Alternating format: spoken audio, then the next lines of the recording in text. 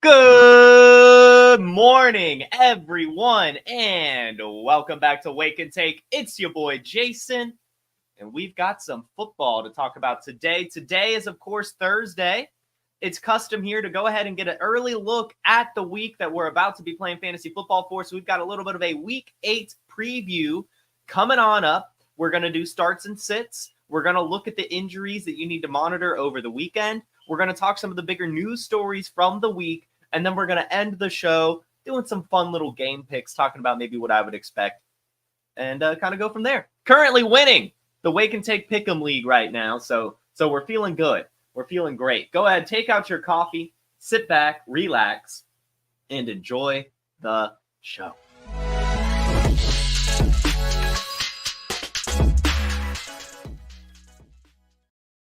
And good morning to everyone here in the chat. Harry Snowman, Ryan, Lucas, Jamie, the fearless producer, Dustin Royer. Thank you so much.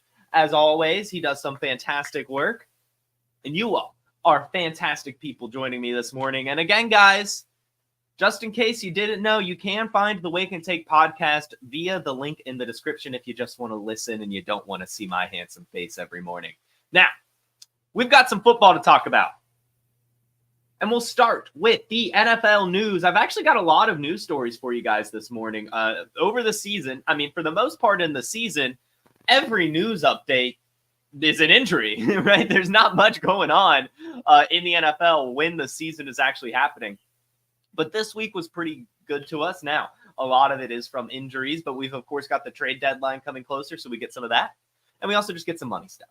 So we're going to start. Unfortunately, Andy Dalton and his family, even his dog, the whole family, were all in a vehicle that was involved in a car crash this week. Supposedly, everyone is fine. No one was taken to the hospital. There are reports that they were treated by team doctors and stuff, but everyone's supposed to be okay, which is awesome. However, Andy Dalton has not been with the team this week. I'm sure probably just being with the family for something traumatic and not really anything injury concerned. At least that's all we can hope. As a result of this, Bryce Young is starting this weekend. I'm curious to see how it goes. I thought we'd get at least a few more weeks out of Andy Dalton before they went back to Bryce Young, but now they, of course, have to kind of pull that trigger with Andy Dalton not able to play this week. I still don't know if Bryce Young is ready. In fact, I don't know if he'll ever be ready. But I do think that this was a good time for Bryce Young. I do. I know that, getting benched is never the best thing in the world, but I do think Bryce Young needed it. And I do think that he was probably able to learn a bit more this year on the sideline, even if it was only a few games. And let's be honest here, Andy Dalton only looked good for like 2 games. And then he kind of became Andy Dalton and probably would be just as good as Bryce Young would be at the helm now at this point. So I am excited to see it. We talked about it on the waiver wire episode before anything even happened, that we were picking up Bryce Young again in Superflex leagues. I still recommend doing that. Not sure about starting, but I mean, if he's available, you might as well. I think he might have learned something, and I hope that he has. I hope he has, because he's not looked good when he's been on the NFL field. But we'll just put it at this: we're hopeful. We're hopeful for Bryce Young. We feel for the guy. He was put in a very unfair situation. Getting the start again. It'll be interesting to see how it goes. Another quarterback who will be starting this week, and I know that we probably expect great things from, is Jameis Winston. Jameis Winston is officially going to be starting for the Cleveland Browns. We all knew this was going to happen at some point this season. Now, unfortunately, it came as a result of injury and not them just finally benching Deshaun Watson for poor quarterback play, but literally just because he tore his Achilles and he's out for the year. But either way, that means Jameis Winston is starting. And when he's starting, that generally means really, really good things for his weapons, and he's generally startable in Superflex leagues. The guy slings it. Yeah, sure, he'll throw some interceptions, but he'll throw some touchdowns too, and he'll throw for some yards. And that's all we can really care about. It'll be nice. It'll be nice. I'm excited to see Jameis Winston there. The Browns' offense was just abysmal with Deshaun Watson. Just abysmal. Just abysmal. And they showed some signs of life last week after Deshaun Watson went down against the stingy Bengals defense. Even Cedric Tillman got heavily involved. David Njoku had his best game of the season. I'm excited to see it. I really, really am. I'm picking up my Browns players, and we'll be talking about it a little later in the show, but one of our starts of the week is a Cleveland Brown receiver. And can you believe it? When have we ever talked about Browns players in a positive light? And that is because Jameis Winston will be starting this week. Say what you want, what it means for the win category, for how many interceptions Jameis Winston will throw. Generally, there's still fantasy points on the board when he's the quarterback. So I think it's exciting news. Should be cool stuff going on in Cleveland. And hopefully it just kind of brings up the whole team, right? We kind of saw it last year when Joe Flacco came in. There was just a whole new light in Cleveland. The defense started playing better. The offense started playing better. And I would assume that's about how this is going to go too. Jameis Winston has a lot of the same gunslinger mentality as Joe Flacco. I think it'll be good. Get your Browns. Get Jameis Winston in Superflex. And enjoy the ride. Enjoy the ride. We have some unfortunate... Oh, MB Prof, don't put this into the universe. What are you doing? Don't put this into the universe. Come on, man. We're not manifesting a Jameis Winston injury. We've been waiting so long for this. Come on. You're better than this, MB Prof. I know you're better than this. Come on. Don't put this out there. Come on. Come on. I do not want to see Justin Fields on the Browns. Don't put that out there either, Jamie. Come on. I know you're a Browns fan, but come on. Get that out of there. We don't want him in Cleveland. The next bit of news we have, a lot more sad. Mike Evans out until week 12 at the very least. They said that he will not at least be ready until after their bye week, which is week 11. I assume he'll be back in week 12. Avoiding IR, as they have the bye week and all that stuff, they're just going to kind of ride it out. But also, unfortunately, Chris Godwin has been placed on IR and is expected to be out for the whole year. So Buccaneers get two very, very heavy blows in the same game. It is so painful. It sucks so much. You guys saw Tuesday's Wake and Take episode after that awful, awful Monday night where I somehow lost to Rashad Bateman. And Chris Godwin and Mike Evans get hurt. It was just an awful Monday night. And it's just frustrating because Chris Godwin was a savior for a lot of people. I mean, he was absolutely crushing it this year. Had worked so hard to get back onto the field and just gets injured again. It's so unfortunate. Mike Evans, up there in age at this point, probably going to lose his 1,000-yard streak now as a result of this injury. It's just painful. It's just so painful. It really, really sucks. In terms of fantasy football takeaways, of course, this is great news for Jalen McMillan. That's why we said to never drop Jalen McMillan. We're very adverse to wide receiver rostering here on this show, but Jalen McMillan was one worth rostering all season. Even when people were dropping him, I kept saying, just pick him back up. You never know. Even the wide receiver 3 is valuable, but you just never know with the injuries on any team. So we got to make sure we were rostering Jalen McMillan. I'm sure a lot of you were. Seems to be kind of a smash start going forward for the rest of the season, the way Baker Mayfield is playing. Shout out Harry Snowman and I. We accidentally bid all of our fab on Jalen McMillan, just by fat fingering the wrong number. But hey, I'm not that upset about it. Now we have Jalen McMillan in an FFPC team. But Cade Otton, I do think as well, will become an interesting start going forward, as well as Rachaad White. I would honestly send out some offers for Cade Otton if you're tight end, if you need a tight end. He's probably really easy to acquire, and he's going to be consistent. There's not going to be a ceiling. Don't get me wrong. But I think he'll pretty consistently get you 8 to 15 points, which is nothing to scoff at the tight end position. So I would go ahead and say recommend getting Cade Otton. Get Jalen McMillan. If people have glossed over Trey Palmer, get him as well. Because I like Trey Palmer. I'll be the first to admit it. I like Trey Palmer. I like him. I think he's fine. And in fact, Trey Palmer, it's actually kind of perfect here.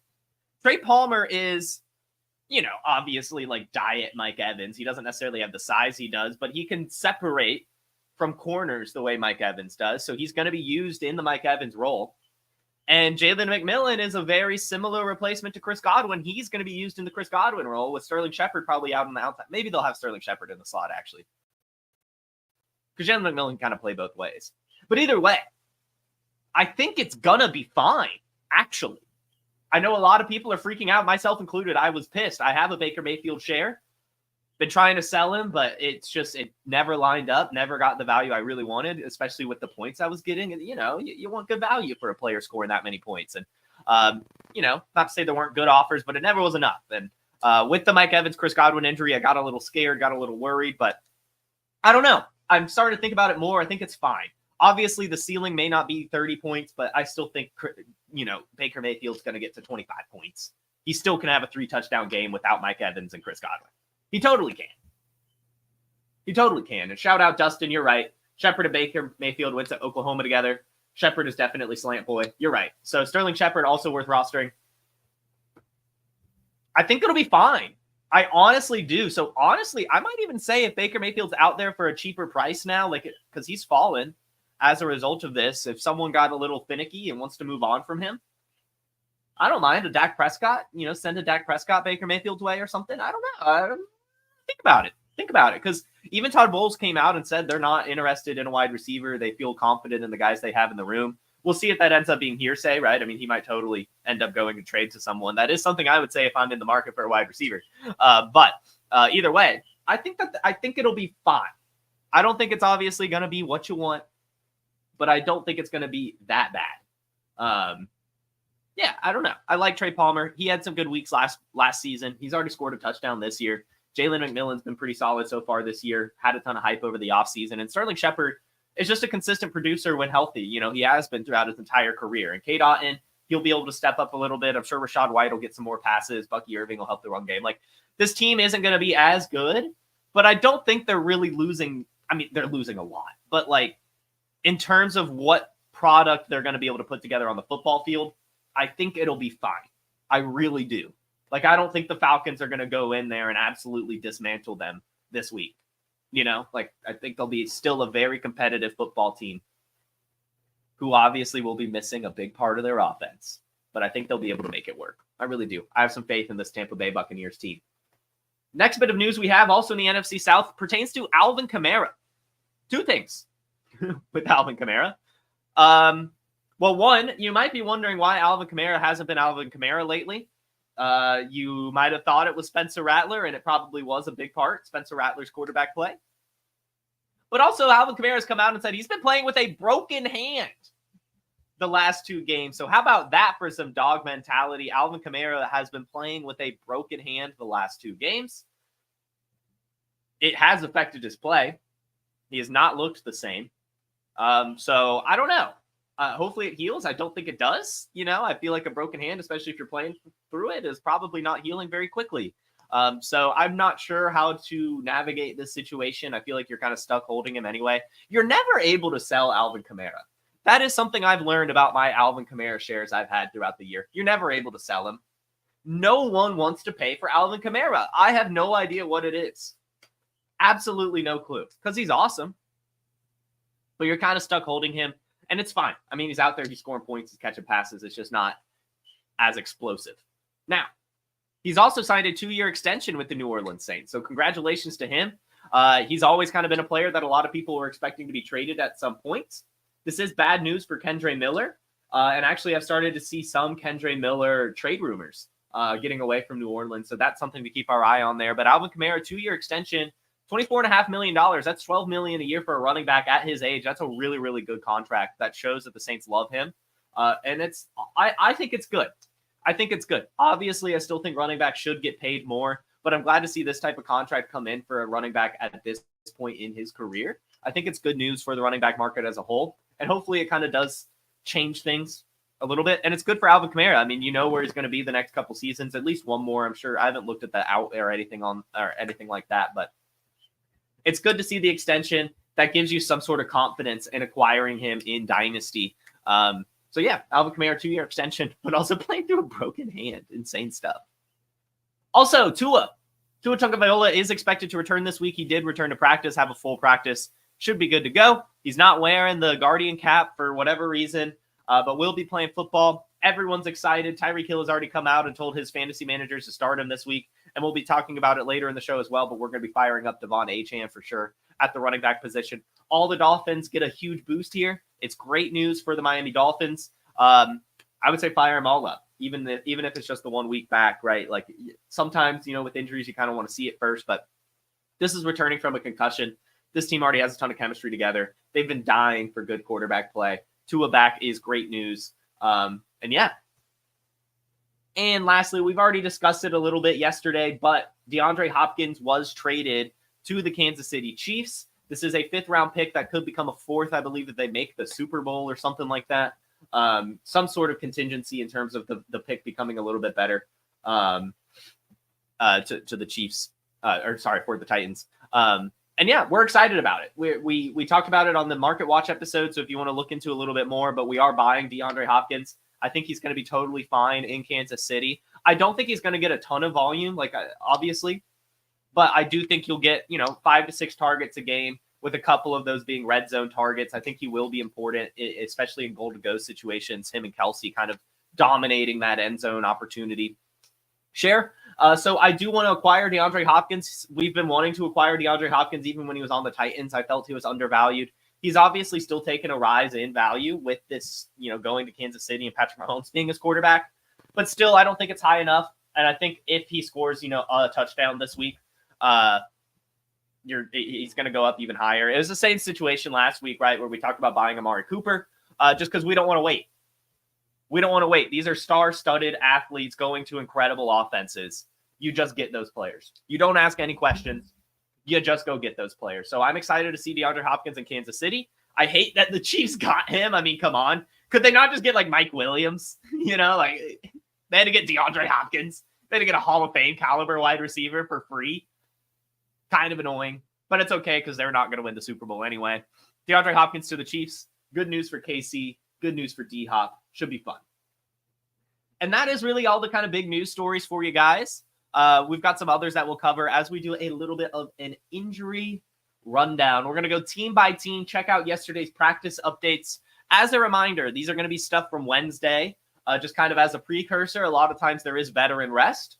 So sometimes you don't need to worry. Sometimes you do. And I think we've gotten to a point at this point of the year where we can kind of know when to worry, when not to worry, and kind of all the good news in general. So let's do it. We will go team by team. On the Cardinals, no one to worry about. On the Falcons, no one to worry about. On the Ravens, Keaton Mitchell has been designated to return from IR. So if he's out there, he's just hanging around and you want a little bit of an upside swing, you can pick up Keaton Mitchell. You might even be able to throw him on your taxi squad in some of those other leagues. Although if you have taxi squads, he's probably not available in those leagues. But still, we like his speed. Obviously, the RB3 on this team, but anything could happen.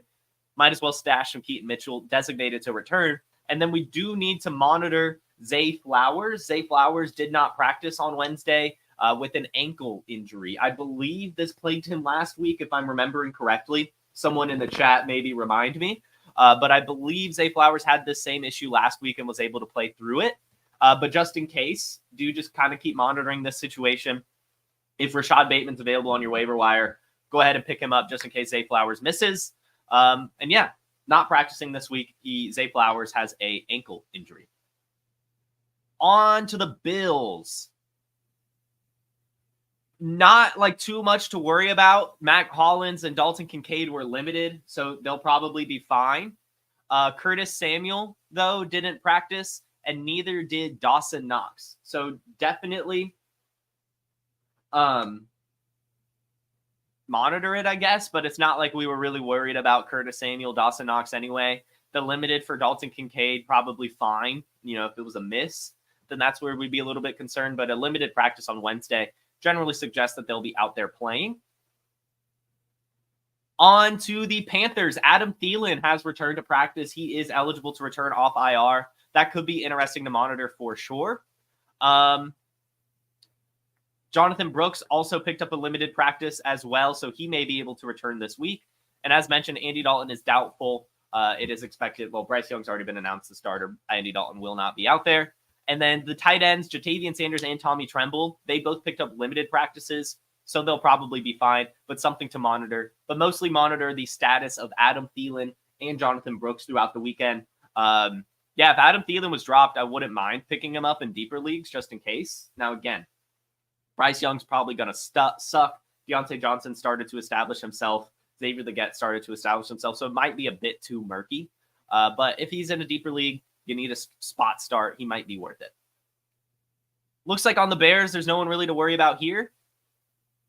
Kind of same on the Bengals, although Orlando Brown, the right tackle, has a right knee sprain. So kind of monitor that in terms of just how the offensive line performs. Browns. Jerome Ford is still not practicing. So it's looking like we'll have another Deontay Foreman, Nick Chubb game.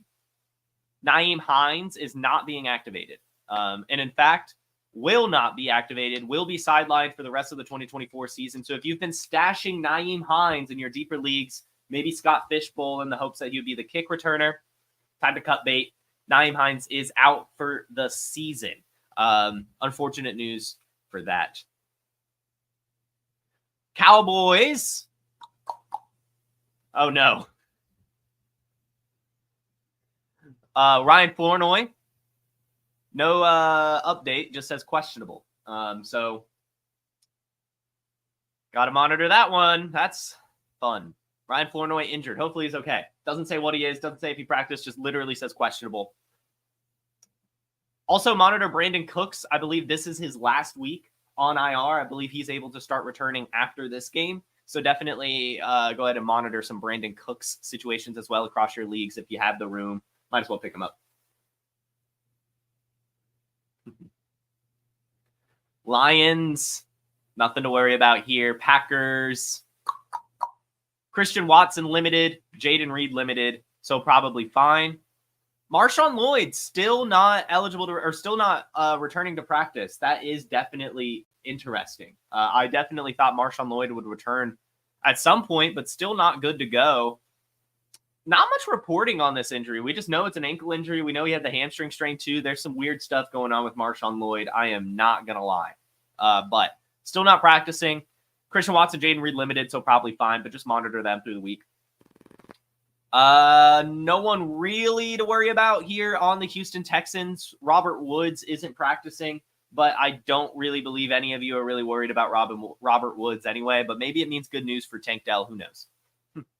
Colts. Jonathan Taylor limited, so we might actually get Jonathan Taylor back this week. That could be huge since it's a divisional shootout against the Texans. Unfortunately, though, Josh Downs did not practice, and neither did Michael Pittman. Now, Michael Pittman, this has been the issue that's been plaguing him over the last few weeks. He hasn't been practicing for the most part, so he's probably going to be out there playing. Stop that, Ryan. Stop that. Cut it out. Josh Downs not practicing due to a groin injury and a toe injury. That one is definitely more concerning than the Michael Pittman injury.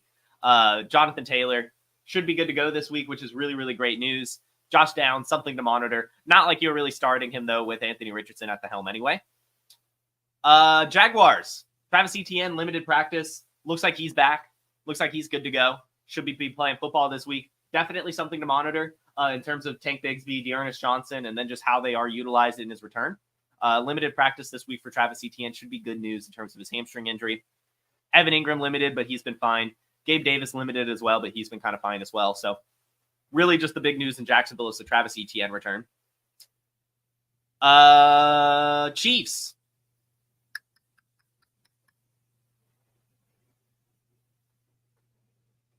Nothing really, it looks like. Kareem Hunt limited with a hip injury, so just kind of, I guess, keep track of that, but we're getting closer and closer to the Isaiah Pacheco return anyway.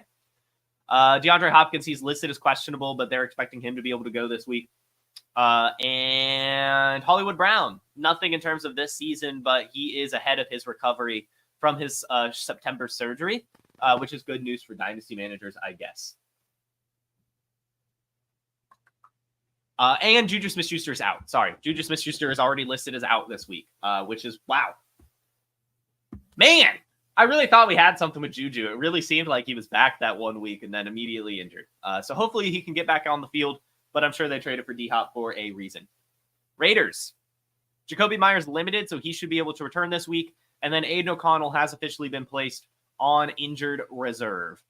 So just kind of keep track of that. Gardner Minshew will be out there, but they also did sign Desmond Ridder. So kind of keep that in mind as well. Chargers. Will Dissly did not participate in Wednesday's practice. Given it's Thursday night football, we'll see. We'll see. Hopefully he's able to play. I mean, sometimes like when players just don't practice on Wednesday, especially in the short week, it's not that big of a deal. But it's not just him. Ladd McConkey, Hayden Hurst, Quentin Johnston, and Darius Davis did all not practice. I'm going to go ahead and say I assume that that's rest because of Thursday Night Football. But definitely, if you have Ladd McConkey, if you have Hayden Hurst, if you have Will Dissly, if you have Quentin Johnston, and they're like usually in your starting lineup or you're debating starting, just very much keep your eye on the injury report that comes out before the game. I believe that'll come out around 6 or 7 tonight, a couple hours before kickoff, and just make sure that they are either playing and or not playing. DJ Chark was not activated, at least for Monday night's game. There's no update on ESPN's injury report, so it's also very possible that DJ Chark gets activated tonight as well. Good call, best ball on call. Do they play? Oh, it's the Rams. Never mind. I thought it was Rams Chargers. Sorry, guys. That was really bad. Really bad of me. Too many LA teams. Go back to San Diego. Can they just go back to San Diego? No one likes this. Do any of you like the Los Angeles Chargers? Be honest. Because I hate it. I absolutely hate it. Okay. So then don't worry about it tonight, but definitely monitor it. And in fact, that now makes me a little bit more worried in terms of them missing these practices. Hayden Hurst, Quentin Johnston, Ladd McConkey, and Will Dissly all not practicing so far. Keep your eye on it, as this is a decimated wide receiver room. Absolutely for real, Applied Literature. Could not agree more. I miss the San Diego Chargers so much. Rams, this is the team playing on Thursday Night Football. Puka Nacua, listed as questionable.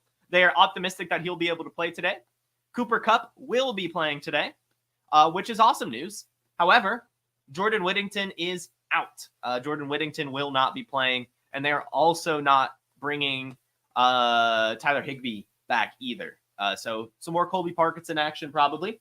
And then, of course, Cooper Kupp. Cooper Kupp definitely playing. Puka Nacua expected to play, so just keep your eye on that. If there is no Nacua, it's probably fine starting. I know. It's probably fine starting DeMarcus Robinson or Tutu Atwell in your deeper leagues if there's no Nacua. If both Nacua and Kupp are out there, pretty much said every Ram that isn't them, or Kyron Williams, really. Cool. So that's the injury for the Rams. We'll now be moving on to the Miami Dolphins. Again, Tua Tagovailoa is expected to return this week. He has been practicing. Jalen Waddle also limited, so he should be fine. Those are kind of the big things. Oh, my God. The Dolphins have a guy named Storm Duck on the injury report. So that's my favorite name in the NFL. Dolphins corner, Storm Duck. I want to get him an offense. I want him on my fantasy team, but Storm Duck is questionable this week after suffering an injury in the Colts game. So rest in peace, Storm Duck. But Tua expected to return. Jalen Waddle limited, probably going to be fine.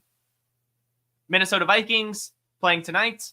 TJ Hockenson listed as questionable. Guys, probably not going to happen. I'd go ahead and put my take that they will not activate him for tonight. They'll give him one more week, but it's very possible. It's very possible now. He's off. Well, he's on the reserve PUP list, but listed as questionable. So keep your eye on that. TJ Hockenson may be activated tonight. This may be your very last chance to buy him. Maybe. We want him. We want TJ Hockenson. We do. So get him if you can. New England Patriots. Ramondre Stevenson did not practice again. So just kind of keep your eye on that. He did return this week. So it's, and personal, this says. Foot and personal, it says. So that's actually a big concern. It's looking like Ramondre Stevenson may not be playing, which I can't believe I'm saying this. That might mean it's actually a JaMychal Hasty week. Although Antonio Gibson has been removed from the injury report, so maybe it'll just be a Gibby and Hasty game. But monitor Ramondre Stevenson. Jalen Polk has also been placed into the concussion protocol. So keep your eye on that. There's probably not going to be any Polk this week. So look for Hunter Henry, Demario Douglas to be smash starts really this week. Ramondre Stevenson, though, looking like he won't play. Foot, and then when you see the personal note, that's usually never good in terms of a weak status. Ramondre Stevenson not practicing. Saints. Taysom Hill limited. Alvin Kamara limited. Chris Olave limited. So Those players are probably on track to return this week. Taysom Hill, Chris Olave, Alvin Kamara. That's really good news. Derek Carr is still unlikely to make it back. And Juwan Johnson limited, so he'll probably be fine. But look for the Taysom Hill return, which is great news for my Scott Fishbowl team. And look for Chris Olave to return as well. And then just look for Alvin Kamara to continue playing through his broken hand. New York Giants. Nothing. New York Jets. Allen Lazard did not practice on Wednesday. So keep your eye on that. He has a chest injury. Allen Lazard seems to me the type that'll play through it. But definitely monitor it. If there is no Lazard, Devontae Adams and Garrett Wilson may both get 10-plus targets, which could be huge. Allen Lazard, keep your eye on him throughout the week. Aaron Rodgers limited, but we all know he's fine. Eagles, Dallas Goedert is still not practicing with his hamstring injury, so probably going to be one more week without him. Pittsburgh Steelers, Roman Wilson just listed as questionable. So we'll see. San Francisco 49ers, Jawan Jennings is not practicing, so he may still be out. Jordan Mason limited, so probably good to go. George Kittle foot did not practice, although I believe this bothered him last week as well, and he was able to play through it. He's just a stud. And then Debo, not practicing, but has a chance to play. It sounds like he's out of the hospital at least, which is good news for his pneumonia. But Debo Samuel, not practicing on Wednesday, still due to his illness. Him and George Kittle, as well as Jawan Jennings, are not practicing. Those are three key cogs of this offense. Looks like it could be a tough week for Brock Purdy this week. So just monitor Jennings, Kittle, Samuel. If all of those guys are out, Ricky Pearsall has a golden opportunity, as well as Jacob Cowing. Seattle Seahawks, DK Metcalf is week to week. They have not decided, though, if he'll be able to play this week. He has it looks like they will evaluate on Friday. So just keep your eye out. It looks like the DK Metcalf decision will come Friday. It's more than likely not going to happen. So fire up your Tyler Lockett, fire up your JSN this week. And then Kenneth Walker, he missed Wednesday, still due to his illness, but he played through this illness, and he looked awesome playing through his illness, so he's probably fine, but still not practicing. Buccaneers, we've already talked about the players. Chris Godwin, IR, Mike Evans out. That's really it. Titans, Calvin Ridley sat out practice with a foot injury on Wednesday. Monitor him. He'll probably be fine. But I would also, if I'm Calvin Ridley, does not want to be a part of the Titans anymore. But Will Levis limited, so hopefully he's able to return. Luckily for him, Mason Rudolph didn't look that much better, so they'll probably go back to Levis to just keep trying to develop him. And then Tyjae Spears looks on track to return. He was a limited practice participant on Wednesday, so Tyjae Spears should be back. Will Levis should be back, and keep monitoring Calvin Ridley as he missed with a foot injury. And lastly, we have the Commanders. Jaden Daniels is not practicing. There's still not much report out there on his status. They expect him to be able to go from everything I'm hearing, but that seems very optimistic to me. It was a rib injury. This is also a very big matchup against the Bears. So I'm curious about it. I think he'll probably try to gut it out. We could spend hours debating if that's the right decision, but definitely monitor it. Not practicing, the reports kind of suggest that they're not sure. So to me, I'm a little bit pessimistic about his game day status, but also given it's, the kind of Caleb Williams bowl, I could see him really wanting to tough it out and try to play. So just really monitor the Jaden Daniels situation over the week. And that should do it for the injury rundown, guys. So thank you for sticking through. That is the news and the injury updates. Way longer than usual. We actually had some information to talk about. We're about to get to our start-sit portion of the show, so definitely stick around. But before we get into that, I want to let you guys know just a little bit about what goes on at Player Profiler. Hey, I want to take a moment to thank you for tuning in. It's important to me that all of our media be free, and one of our key missions is to make as much statistics and information and deep analysis available on PlayerProfiler.com for free. This is only possible because of you allowing a true independent sports media enterprise to thrive unlike any other in the business. So please subscribe to the All In package to continue to make all of this possible. If you can't do All In, that's okay. We have a draft kit. Or you can just subscribe to the player rankings. Those now include tight end premium FFPC ranks, our brand new data analysis package will blow your hair back. And of course, there's our Dynasty Deluxe and our DFS Dominator. Take a moment, check out our premium services to ensure that all of our stats, information, data, content is available to you, especially you, the people that get the site and get the show. That ad always confuses me because it's also our end screen. But yeah, Player Profiler, some great stuff going on. We highly recommend you, just check out the website. It's free. Some incredible stuff out there to really help you out on your fantasy football teams. Now, as mentioned, I've got starts and sits, and I've got some flex plays. I've got 1 start, 1 sit by position for week 8, as well as 3 flex plays for you guys to keep your eye on. We'll start at the quarterback position. We will be firing up Anthony Richardson. We're just never going to give up on Anthony Richardson. I can't do it. I know he looks awful. He looks so bad. But he can score fantasy points. I know we haven't seen it over the... God, what? I'm like water in my throat or something. I know we haven't seen it over the last few weeks. In fact, it's been very, very disappointing. But the Houston Texans, to me, feels like a perfect bounce-back opportunity. Nothing like a divisional showdown, especially against another quarterback that came in the same rookie class as you, to fire you up and get you back on track. Anthony Richardson scored 27 points in fantasy against the Texans in week 1. He had 212 passing yards. He had 56 rushing yards. He had himself a rushing touchdown. It was a good game. It was a good game for him. And hopefully it happens again. Now, of course, defenses have kind of figured him out since that game, and a lot of that production came off some huge chunk plays to Alec Pierce. But hopefully it just happens again. The Texans' passing defense has been pretty solid, but they have allowed the second most passing touchdowns and the 4th least passing yards. So it's interesting, but they've allowed 15 passing touchdowns so far. They're also just kind of, they're pretty good against the run, but Anthony Richardson, of course, is kind of a different animal and is still getting all the carries, a lot of carries a game. He's getting over 7 carries a game. He has 10 red zone carries on the season. I think it'll be pretty good. So I'm expecting an Anthony Richardson bounce back this week against the Houston Texans in a divisional matchup. I think he'll get back on track. I think that CJ Stroud fires him up, and he's been good against the Texans historically. We're going to go right back to the Anthony Richardson well, fire him up, and hope for the ceiling game. We will, however, be sitting Danny Dimes. We're done. We're done here. I know that Daniel Jones has been able to kind of get it done. He's had some decent games, largely as a result of being able to throw it to Wan'Dale Robinson and Malik Neighbors pretty easily.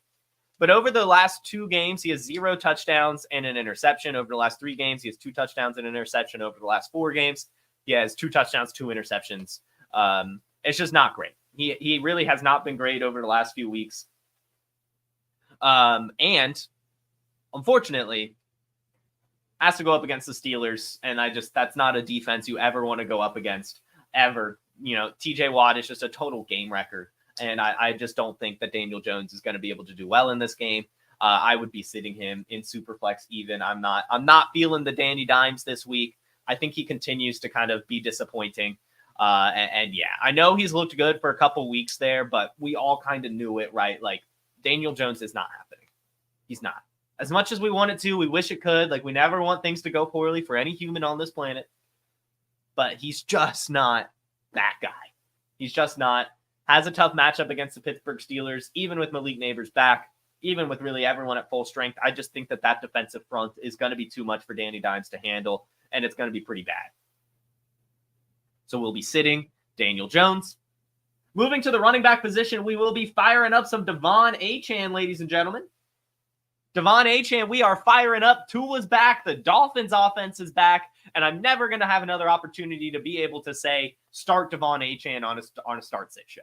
I see it all the time, especially if you tune into the Instagram live on Sunday mornings. I usually go live around like 10:30 or 11 in the morning on Eastern time, just to answer some of the audience's start-sit questions. And I always get Devon Achane. Always get Devon Achane because he is fairly boom or bust. But with Tua back, he more than likely is going to boom. more than likely is going to boom, especially going against the Cardinals, who have allowed the 5th most rush attempts, the 6th most rush yards, the 10th most rushing touchdowns, and is averaging, 4.5 carries, yards per attempt from the running back position. So far, that defense has not been good. And with Tua back, I think the Dolphins are going to be awesome. And I think Devon Achane is going to be back. We're going to get a ceiling performance against the Cardinals in this one. Look for another 20-point game for Devon Achane. Fire him up this week. We're putting him in our lineup. And with Bryce Young back, we're sitting Chuba Hubbard. Chuba Hubbard's going up against the Broncos, which, believe it or not, has been a very good defense. They are 3rd in points allowed and 3rd in yards allowed. Their rushing defense is top 10 in rush yards allowed, rushing touchdowns allowed. Their passing defense is top 5 in passing yards and passing touchdowns allowed. They have been very, very stingy. This is an awful, awful game for Bryce Young to get another chance. And I think it's really going to negatively impact Chuba Hubbard. Chuba Hubbard in his 2 games with Bryce Young this year, he had 1.4 points in week 1. He had 11.6 against the Chargers. Hopefully, he gets up to that 11.6 again. A lot of that was just PPR. He had 4 receptions, but he's not going to score a touchdown more than likely. It is going to have to come from PPR, and it's possible Jonathan Brooks returns this week as well. So I'm just not sure if he's going to get the workload, and I'm not sure if I really trust Bryce Young against this Broncos defense to really be able to get anything going. So that's going to negatively impact the running back. We're going to be sitting Chuba Hubbard this week. Wide receiver, I'm feeling risky. I'm going bold here. Odunze. What about a little Odunze action against the Washington Commanders? Who says no? Who says no to Odunze against the Washington Commanders? I damn sure don't. The Commanders have allowed the 5th most passing touchdowns so far this season. They're 12th in pass yards allowed. They're giving it up, right? Like, they're giving it up in the air. They're an average to below average defense. And something about the narrative of this game just makes me feel Odunze. Now, it might mean Jaden Daniels needs to play. Part of this is the whole rookie versus rookie quarterback showdown. Might as well have the rookie wide receiver show out as well. Plus, coming out of the bye week, generally we see a little bit of an uptick in usage from the rookies coming out of the bye week. I don't know how much it's going to be. It might only be 6-7 targets, but I think he's going to score a touchdown. I'm feeling a Odunze touchdown in this one against the Commanders. Going bold, saying start Odunze this week. And this might not even matter, but sit Calvin Ridley. A lot of people are going to be debating this one. With DeAndre Hopkins gone, everyone's thinking, oh, we've got the wide receiver 1. He's going to get a ton of opportunity. While that's true, the quarterback play has just been so abysmal. It's just been so bad. And the Lions, they're playing the Lions. That defense has been so good. They're 4th in passing touchdowns allowed. They have the 3rd most interceptions so far this season. The defensive front, even with Aiden Hutchinson out, is still killing it. I just don't trust Calvin Ridley versus the Lions this week, even without DeAndre Hopkins. I'm not sure if the volume play is really worth it, especially with Will Levis either playing through an injury or just being Will Levis. Mason Rudolph just being Mason Rudolph. I just don't see Calvin Ridley getting there. I don't feel great about it. Now, of course, he did miss practice yesterday with a foot injury, so he might not even be playing. But if he does play, just know not only is he playing through a foot injury, he also has a very tough matchup with a very bad quarterback. There's not much reason to start Calvin Ridley unless you're really, really desperate and it's full PPR. Next, the tight end position. This is probably going to be the last time I can say this. So, whoa, I didn't make it transparent. Oh, no. Start David Njoku. I didn't make the overlay transparent for David Njoku for some reason. But we're starting him up. I'll take that away now so you can see me. We're starting David Njoku this week against the Ravens. Jameis Winston, check. Divisional matchup, potential shootout, check. Coming off a 14 target, 10 reception, 1 touchdown game, check. In fact, tight end 1 performance. Is David Njoku season yet again? He's got his Joe Flacco back with Jameis Winston. They're just going to chuck the ball to him. And the Ravens' pass defense has been horrible. They've allowed the most pass yards, the third most passing touchdowns so far this season. Jameis Winston's going to sling that thing. Amari Cooper's gone. Jerry Jeudy's not that good. David Njoku's the alpha receiver here in Cleveland. Fire him up this week. Start David Njoku. And sit Colby Parkinson. We will be sitting Colby Parkinson against the Vikings. It's not only a tough defense, but I just don't think the volume is really going to be there for Colby Parkinson. Colby Parkinson has yet to score a touchdown all season. All of his points have come from volume. With Cooper Kupp back and potentially Puka Nacua back as well, I just do not think there's going to be enough going around for Colby Parkinson to be useful. I don't want you guys to fire him up and start your Thursday night poorly. So we're sitting Colby Parkinson against this Vikings team. Has had no touchdowns, very much volume dependent, and Cooper Kupp is returning, and Puka Nacua is expected to return. I just don't think there's much reason to fire up Colby Parkinson this week. Now, maybe if Nakua's out, you could, talk yourself into it, but I'm sure there's a better tight end out there. Which leads us now to our flex plays. I've got 3 flex plays for you this week. And these are, less analytical. These are kind of more just game script dependent and just kind of guessing and stuff. But Tyler Lockett against the Buffalo Bills, right? Shootout game, Seahawks versus Buffalo. Looking like DK Metcalf is probably going to be out. If you're not starting Tyler Lockett this week, when are you? Like, this should be a 20-pointer from Tyler Lockett, or else I'll be disappointed, right? Like, this should be a huge game for Tyler Lockett against Buffalo. Very excited for this matchup. Very excited for JSN as well, but Tyler Lockett falls more into the flex kind of option there. So fire up Tyler Lockett in your flex position. Also, DeAndre Hopkins. I'm going to call it. I'm going to call the DeAndre Hopkins touchdown against the Raiders. This is more so game script of a guess, right? I just think that the Chiefs are going to find themselves in a game script that'll be conducive to them trying to get DeAndre Hopkins acclimated. And I think that'll lead to like a touchdown or like 5 receptions and 60 yards or something. I think that DeAndre Hopkins will actually be usable this week in his first game as a Chief. They just need someone, especially with, there is no Juju Smith-Schuster, so it is just Xavier Worthy and D-Hop and Travis Kelce. So I am actually, it's looking like they're going to try to fire him up this week. The Raiders aren't that good, so I think they'll be able to get a little bit cuter with it, and really try to get the ball to DeAndre Hopkins when they can. So I want to fire him up this week.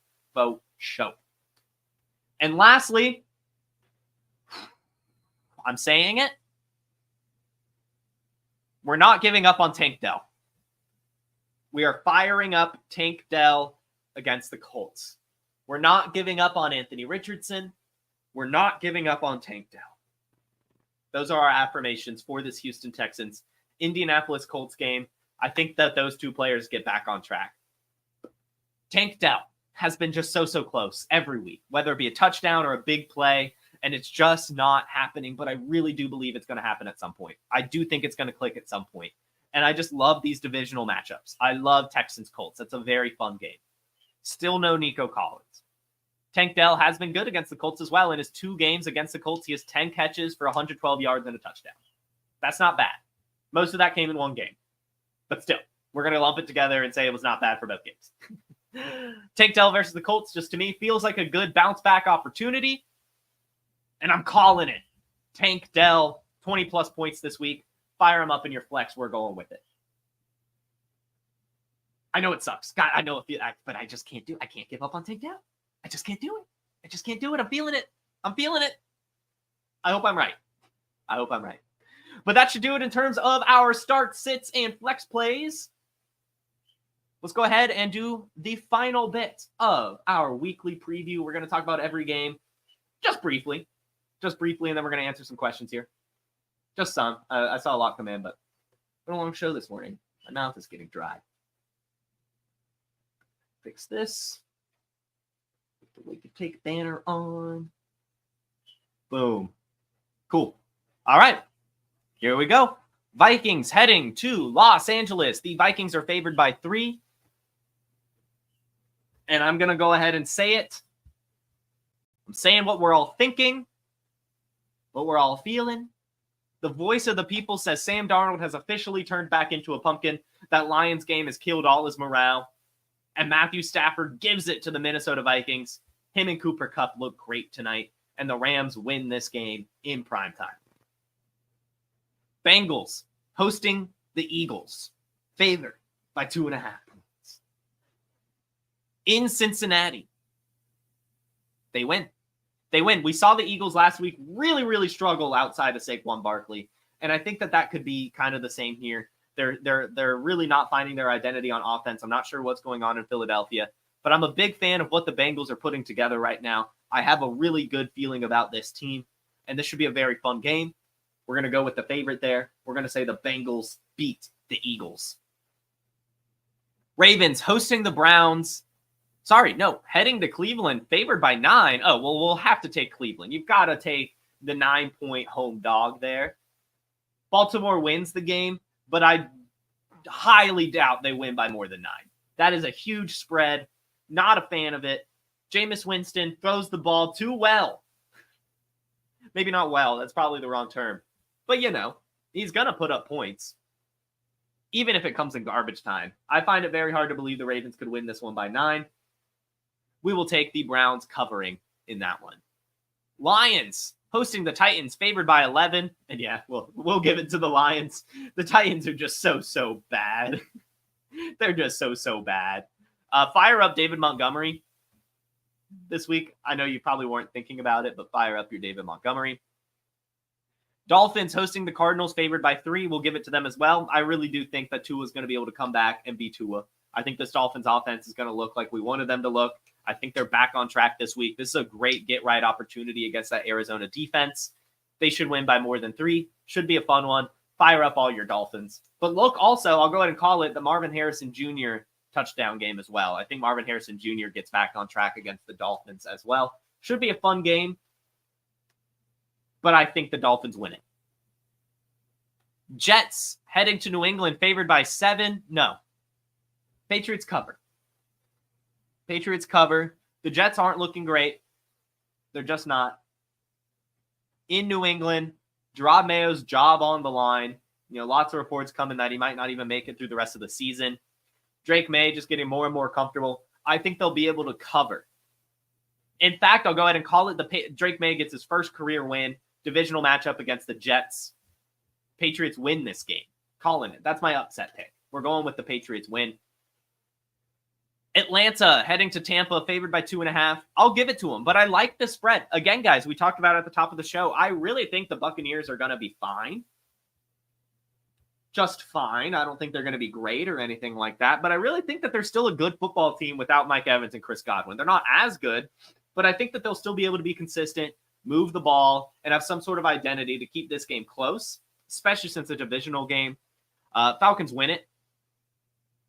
It's nice. It's nice. Falcons going to start the season 4-0 against the division.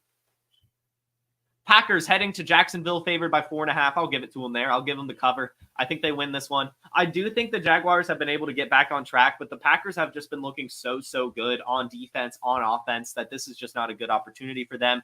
I'm glad that they were able to find some confidence against the Patriots. Again, I do think that Trevor Lawrence is starting to get, hit his sea legs. I think Brian Thomas Jr. is a huge part of that as they get going. But this Green Bay team has just been so good lately. I think they keep it up against the Jaguars. Houston hosting the Colts, favored by 6. I'll say the Colts cover, but I do think the Texans win. Again, I'm feeling a close one.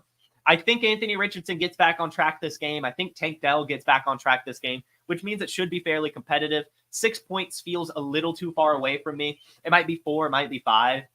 I do think the Texans win, but we'll give the Colts cover. Chargers hosting Saints, favored by 7.5. No, the Saints will be able to cover that. They will.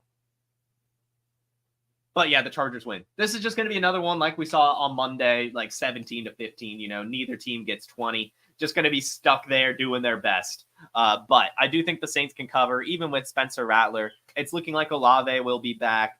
It's looking like Taysom Hill will be back. So I think that they'll have enough to be able to get things going and at least keep it close. It's not like the Chargers have been dominant by any means. So 7.5 feels like a huge spread, especially since like everyone is hurt in Los Angeles. Like everyone. We talked about like 5 different players that aren't practicing right now. So yeah, 7.5 is a huge spread. Make some money. I don't normally give gambling advice, but this might be one worth betting on. Buffalo heading to Seattle, favored by 3.5. I'm going to press the Seahawks button. Seahawks at home beat the Bills. They looked incredible against the Falcons, and maybe that's just, watching the Falcons get absolutely dismantled by this team, but they really couldn't get anything going against Seattle. The defense looks good. They're absolutely slinging the ball at home, fired up against the Bills, coming off a great win over the Falcons, even without DK Metcalf. I think JSN, Kenneth Walker, and Tyler Lockett are enough. I think Seattle beats the Bills at home. Go with the Seahawks. Broncos hosting the Panthers, favored by 9. Yeah, I hate it. I really want Bryce Young to figure it out. That is one of, I really do. I feel so, I don't generally feel as bad as I do for a millionaire. But, man, I feel so bad for Bryce Young. And now he does get another chance, and it's against this Denver defense in Denver.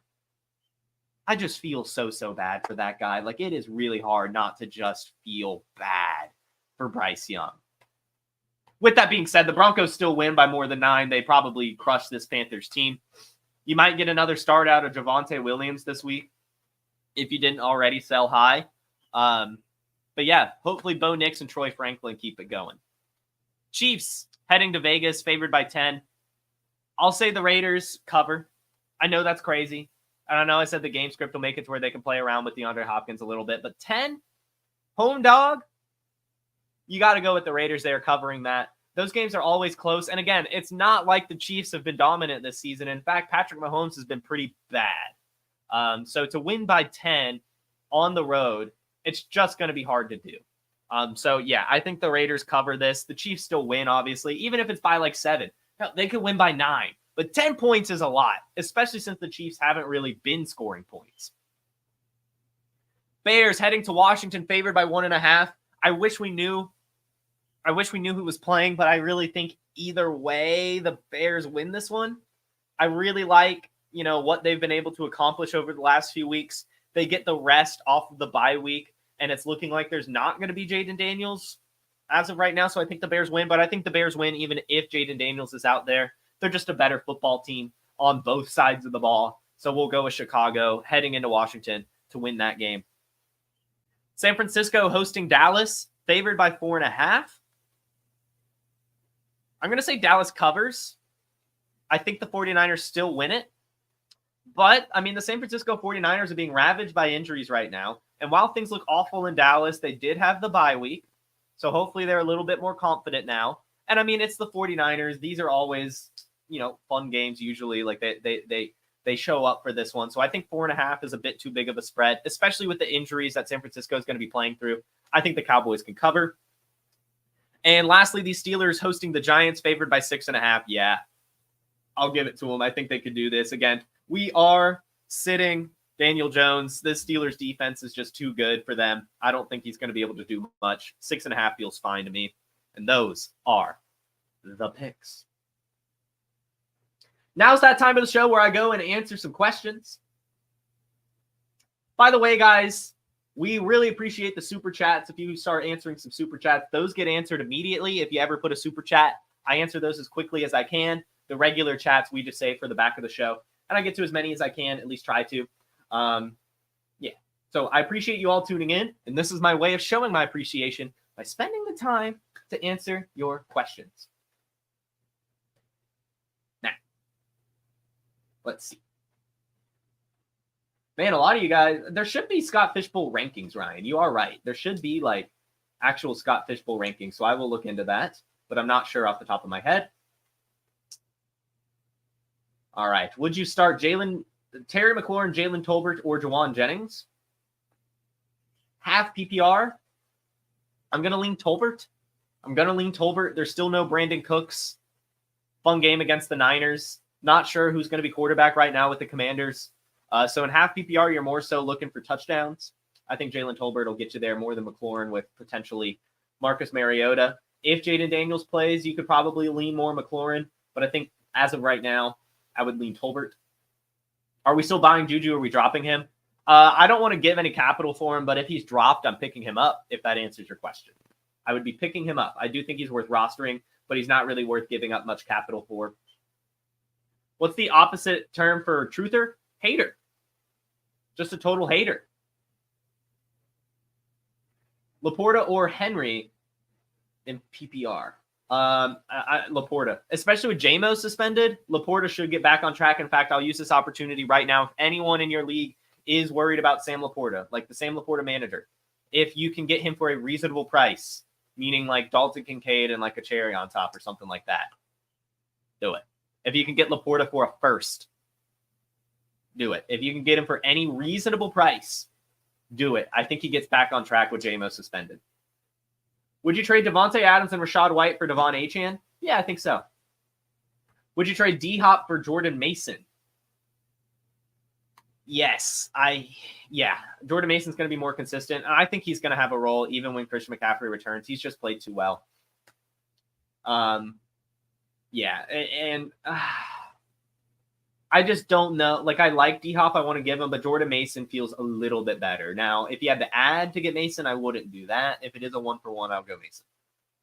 You are right. Zay Flowers did injure in his first did get injured early. Flournoy's not over. Stop. Flournoy's fine. Would you trade Kupp, Higgins, and Gibbs for Waddle, Brian Thomas, Monty, and Bigsby?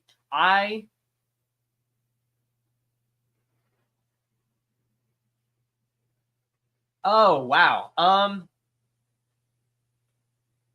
I think I'm on the Waddle, Brian Thomas, Monty side. It's very close, but I think that's where I'm at.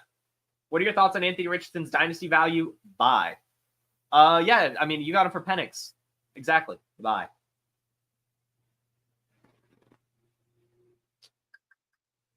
Let's see.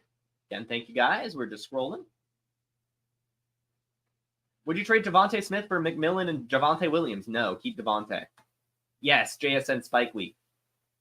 I did just see your Anthony Richardson trade. Nice one, Jamie. JSN, Olave, or Franklin and Scott Fishbowl. JSN, baby. Jaden Daniels or Jordan Love?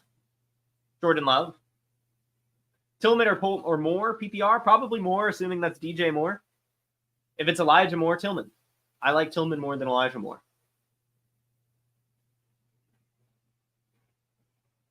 Cedric Tillman or Elijah Moore? Cedric Tillman. I like Cedric Tillman. Now, again, a lot of that might have come from DTR. They were high school teammates, Tillman and DTR, but I don't think Elijah Moore's it. I just don't. Hunt, Monty, or Pollard? Probably Monty. I like Monty this week a little bit more. I do like Pollard this week, especially since it's full PPR. That's like all the Tennessee Titans have, but Montgomery should be able to score some touchdowns this week and run heavy.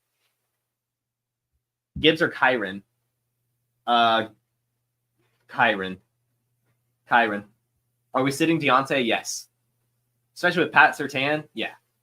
Knicks versus Carolina or Purdy versus Dallas? Knicks versus Carolina.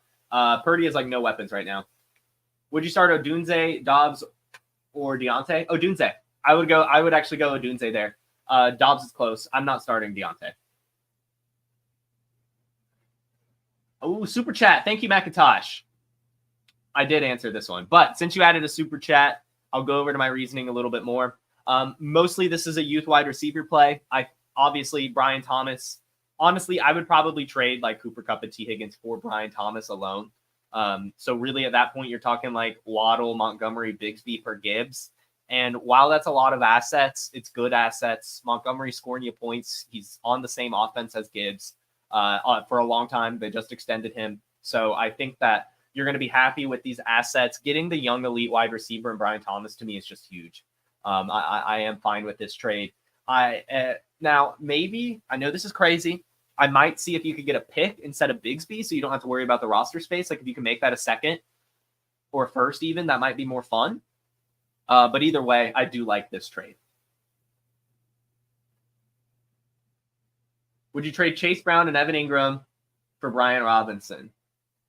Redraft? No. Actually, no. I'm actually looking to sell Brian Robinson right now. Yeah, we kind of saw the same thing last year. Brian Robinson started the year off hot, and then the touchdown stopped coming. And I don't know if that's really going to happen. I mean, this is now a Jaden Daniels Washington offense, so he's probably going to be fine, but he's about at the top of his market right now. Chase Brown, very productive. Evan Ingram, very productive. I would rather just have those two assets than take the risk on the running back. That's, for the most part, fairly touchdown dependent. I love Brian Robinson. I have too many Brian Robinson shares, and maybe that's why I'm trying to sell him, is because I kept scooping him up. But yeah, I would rather have Chase Brown and Evan Ingram over him.